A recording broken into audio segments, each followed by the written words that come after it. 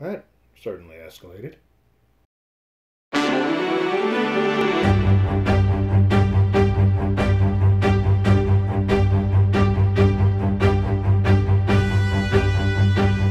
Hello, everyone. Terrence here with Hollywood Already Did It. If you're new and you haven't already, go ahead, like, share, subscribe to the channel, ring that bell below. Anytime we have something, you will be among the first to know. Episode 7, the penultimate episode of Nine Perfect Strangers, called Wheels on the Bus, is finally aired, and yeah, it gets off to a bang. This is one of those ones where we're gonna throw everything at the kitchen sink before we actually do the climax, and that's what you get in this. This is an episode where shit hits the fan. The title comes from the old schoolyard hymn that used to be done when you were kids, called "The Wheels on the Bus." Go round and round that whole thing, basically signaling to the audience that Jessica and Ben, who have reverted to some weird childlike behavior, are seeing that not everything is what it seems, and everything seems to be going to hell in a handbasket. And so we, as the audience, are seeing that through them.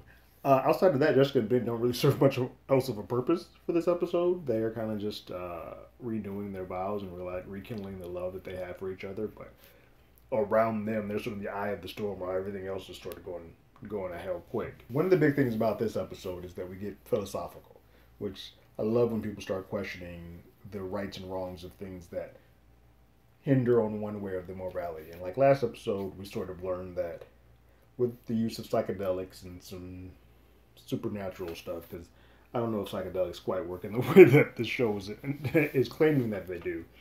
But through the use of psychedelics, Masha has made it so that going on these trips, people would be able to sort of tangibly see their lost loved ones and have conversations with them and respond to them and have them there with them.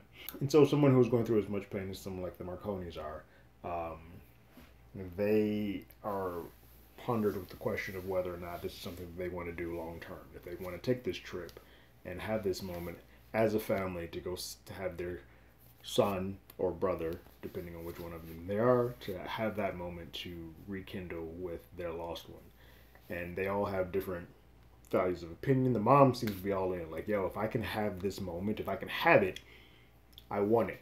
I've been in so much pain, and I know it's not real. I know it's not a real thing, but it will be real in that moment, and then I can go in and live my life knowing that I can come home and I can have this moment to have with the person that I lost. That's it's a tough thing to swallow, and it's I don't know. As someone who has lost someone, I don't know what side of the coin that I would be on in that instance. Yes, it's not real, and the daughter claims, lets them know, like, but he's not here. We are still in pain, but even just having the sheen or veil of it lets them know that that's something that they want to do. Napoleon seems to also be in. It's like, oh, maybe your mom's right, but he's throughout the episode continues to sort of flip back and forth, which we'll get to a little bit more at the end. But while just out mind her own business, Masha's sort of thinking about her daughter and reminiscing about her. It's like, is it time to get there? Out of nowhere, like a bat out of hell, Carmela comes and just chokes her the hell up, and then slaps her around, bloody her face to the point where Yao has to come and run in, and they have to strap her to a gurney and sedate her, like she's a mad woman in a psycho ward. And then they sedate her some more and put her into a isolation chamber. It's a room where she gets isolated. They lock the door. Frankie sees her getting strapped on and carried away, and so he lets the rest of the inmates of the asylum know that, yo, some shit is going down. We might need to figure out what's happening here. And while doing that, she has a one-on-one with Tony, who she is drugged out of her mind and having this this vision that Tony is reciting words of her own story back to her in his declaration of love to her. He's not. He's more like, why the hell are you holding my hand? Like, what's happening? Everyone is still tripped out of their mind from that episode last time where everybody was on the high. They haven't quite come down off of that drug. So that's still channeling through everybody. But they come to a point where Frankie and Tony meet in the steam room, and Tony basically is saying, like, yeah, I want to be with you. I want this. And she's like, I don't know if it's worse being alone with the memory of me being duped by someone, or going down this road with someone who was as broken as you. Well, shit. that hurts me, and I'm not even Tony. That he's like, that might not be may not be the worst thing that everybody has said to me, but sure is close, and it stung, and he just sort of goes away. For someone who has already said some suicidal thoughts, I'm not sure that's the best way to handle that situation. Oh, Frances sort of says that to herself as she comes along, and she then has a moment where she's on a cliff, just looking down, staring down away, and it is brought to her attention by Zoe Marconi that Frances is out there just on the cliff. You might want to go holler at her. Masha goes, runs to her, and they have a heart to heart. Probably one of the better scenes that I think both Nicole and Melissa have had together in the entire series. It's a pretty emotional sequence, to the point where Masha, for the first time ever, lets down her veil of this superiority and informs Frances that she did have a kid, and that is the image that she saw where she told everybody that she was riding on a bike. It was actually her daughter that she was seeing riding on a bike, and even says her daughter's name. So there's a moment of connectivity there, brief albeit, because then as they're heading back to the main campgrounds of Tranquillum, shit's in the fan, and she gets a call from Delilah, who is out of here. She's like, I'm done. I've told you that you're messing up. You're going too far with these drugs. You don't need to be doing all of this. And what I've been annoyed by is the whole tit for tat. Like, either get on the pot or piss or get off the pot. Like, do one or the other. Delilah finally's like, I'm going to get the hell out of here. She packs her bags, and she's at the gate saying, open the gate, open the gate. She starts freaking the hell out. Frances, I was like, oh, you could have a phone. Someone does. But she is completely noticing and taking in that the shit's hitting the fan. Yao comes, like, hey, you might want to go handle that because it looks like it's about to go down. And Delilah, since the gate's not open, decides to just back up and drive through the fence. One of the major issues that I had for this show is that once they were told that they were drugged, and they all agreed or in some ways to stay, the fact that things are starting to get worse, I always question, why didn't people just leave? It was revealed in this episode that there's a sort of been a lockdown put on for guest safety, that sort of is keeping them in. So that's why the gates and whatnot. Like, so people on their own accord don't seem to be able to just leave unless they ask. So that might be why they can sort of get away with not people just walking away. But Lars, who is the reporter, has been told to just, if you don't want to be here, you can get off the resort. So I still don't quite know that, but it gives a little bit of a leeway as to why people aren't just getting out of here. Speaking of Lars is really questioning the tactics that are being had here. He has done his homework and has investigated quite a bit of this, and says that the level of drugs that Masha is trying to administer to the Marconis is the same level of drugs that happened to kill someone the previous time, and he's there as a representation of that person's wife, to sort of get to the bottom of what is really going on here. And Masha sort of turned it so that he can report on it and keep an eye on and do the story of what she's actually doing there to see if they can be done.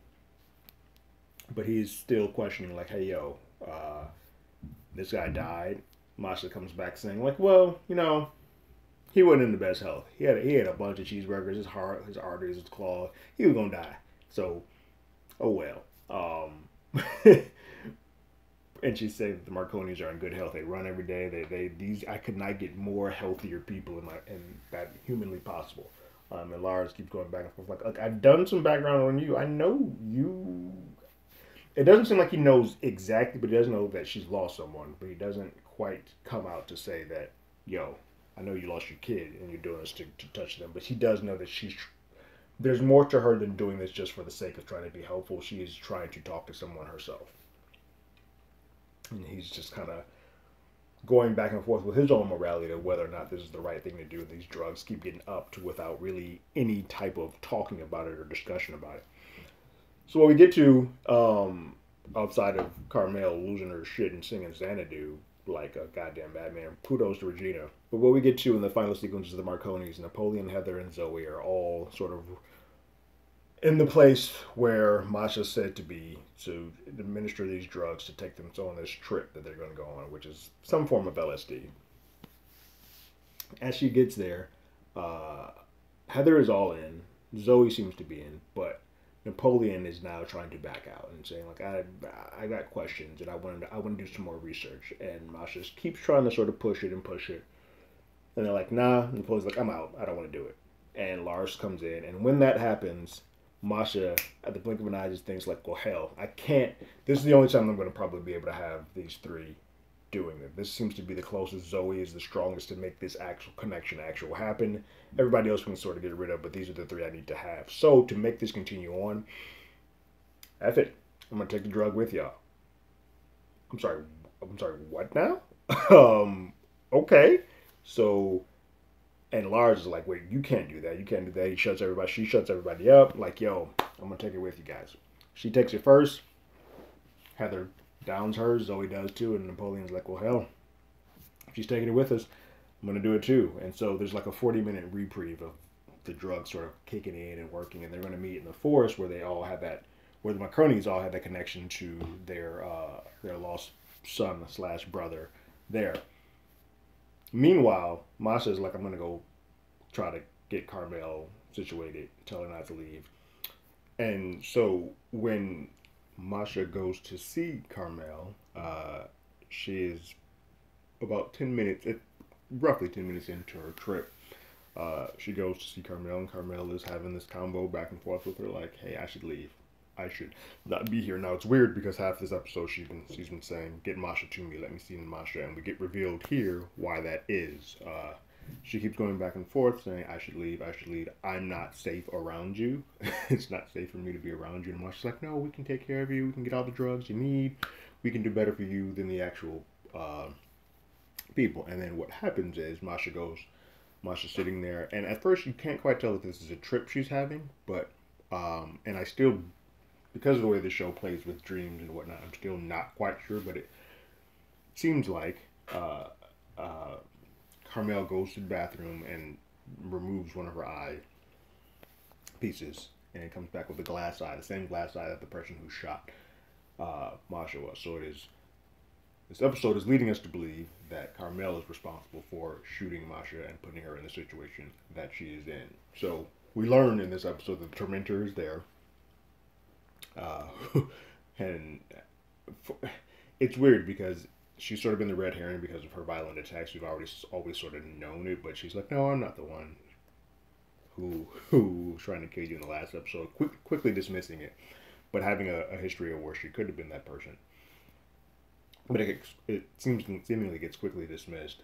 We have Delilah bringing the police and Masha on a high that she needs to get away from her attacker, her tormentor, and get to the Marconis in the forest in enough time to be able to recreate this ritual. So it's all sort of converging in onto one spot, and they're under the clock for one final episode, which is a great way to kick off to that last episode. You get all the balls rolling, all the thing juggles, balls in the air to see where it is that we land.